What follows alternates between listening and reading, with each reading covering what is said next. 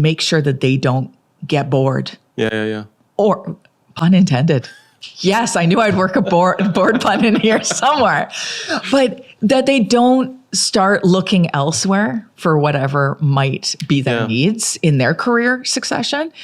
And we really need to leverage their expertise, but also maybe their energy. Their energy. Because they've got some excitement. They've got new board members. Like, okay, how do you utilize that? How do you capture that energy and that newfound kind of like honeymoon phase in a way too, right? Like exactly. And sometimes out of those honeymoon phases comes your next chair. Yeah, right. And you can see it and you think, how do I support this person so that they're aware that that could potentially happen? How do we do some succession planning so that the individuals who thought, well, if I sat here quietly and didn't offend anyone for 12 years, I'm the next chair. Yeah. I never raised my hand once, therefore never asked a question. The chair loved me. I never caused any problems.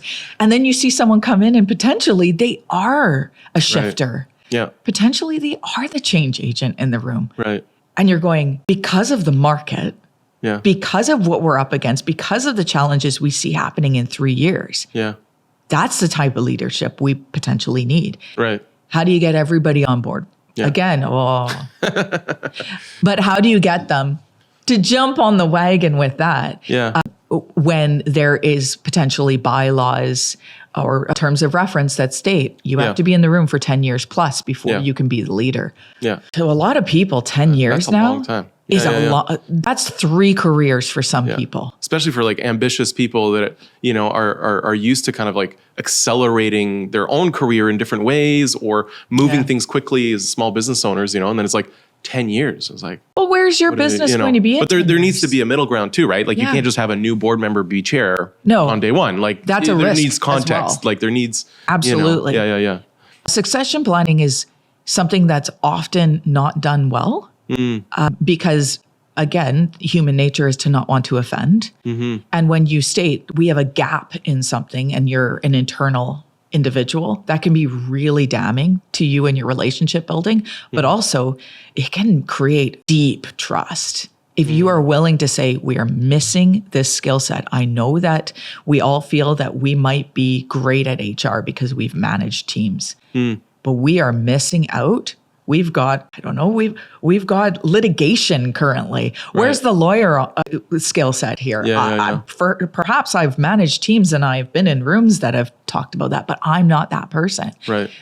So to your question of what is something that's outdated, I'd say we need to relook at our bylaws or if you're creating a board for a small business owner that's thinking maybe I need to have a board environment, some advisors. Be careful not to build your bylaws off of old examples or potentially going into AI, like Word. Yeah. Oh, click that. Can you write me a board terms of reference? Read them that they don't paint you into a corner. They are wide enough so that you could shift because you don't know where you're going to be in 10 years. No organization can say this is exactly what we're going to be doing in 10 years because in 6 months, in 6 hours, the market and the demand for whatever you might be offering could shift. And we see that. Yeah. Actually, there was a quote, I don't know if it was from Jeff Bezos or not, but I heard it from him. And he had talked about how, it's not about predicting what will change. It's thinking what's not going to change in the next 5 to 10 years. Because that's easier to predict than to predict what will change. And I thought that was really interesting. And I think that goes back to like the actual bylaws, right? Like what fundamental thing will not change? For sure, we will need people who have experience. We will want someone who, like certain set of rules, and that is how you should be writing your bylaws, right? Yeah. I thought that was... And your matrix of criteria of what you're looking for, like what will serve you the best. Right. Oftentimes, folks will draw from who they know. That's another older practice within boards. They'll say, well, who do we know now? Rather than doing a full recruitment phase and putting it out to the public, I don't want to have to go through we hire at work and that takes forever. But imagine you're hiring for your advisors and your supporters and your champions. So what do you need in that matrix of skill sets? And how do you need to meet them before they come onto your board? Right. And who's doing that vetting can shift how well you as the CEO, as the executive, can do your job. So what's the process of hiring those board members? Is it just somebody who knew somebody who knew somebody? Or is it really that person you need because they fill the void in financial expertise? Right. Yeah. And I mean, I've seen business owners too, where they move from CEO to being like the chairman of their company kind of thing. Yeah. And now there's like a new CEO that comes in, right? Yeah. And maybe you're even filling your board, but you're kind of worried about like, is my vision still going to be played out the way I want it to be? Right. Right. And you're speaking for the CEO now? Yeah. So I guess the CEO that's moved up to chairman, right? Yeah. And also like the new board members that are being added, like you have a vested interest in wanting to keep your vision. Yes. But you don't know if the new CEO or the board members are going to keep that vision, right? Sure. And I think that's an issue you've kind of seen before. I've seen that before. And yes, uniquely, I was actually the CEO that was working for, for a former CEO. We worked well together because I think, I would think we worked well together. Let's get them in the room. Hey, we have a guest room behind door number 2. Oh my gosh. No, I think we worked well together because I didn't assume I knew everything as the new CEO. I recognize and I appreciate tradition and legacy. And I'm only here because, even speaking to you, because I get to stand on the shoulders of the great people that came before me and mentored me and got me to the opportunities I had. So I came to it with that intention, right? And hopefully they picked up on that pretty quick.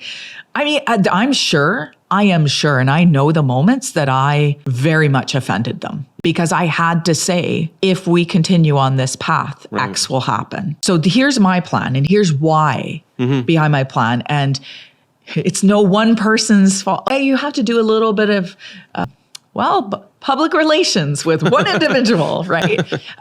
But with the deepest of respect, understanding that, yes, that you are there to also advise your board that there are risks.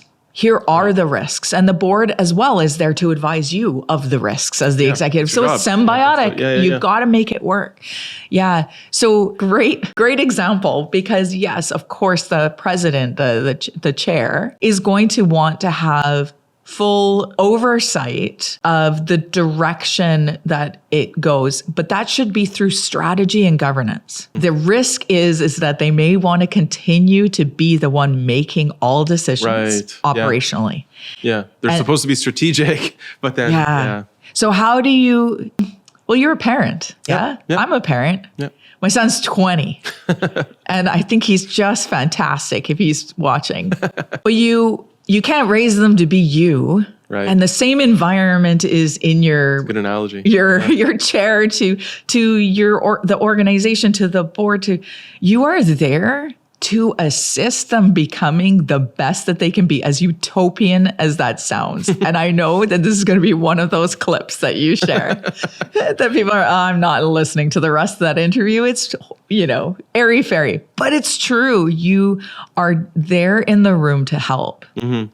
So suspend your ego, which is hard. Yeah. You have to suspend your vested interest. It cannot be about you there. That is absolutely conflict of interest.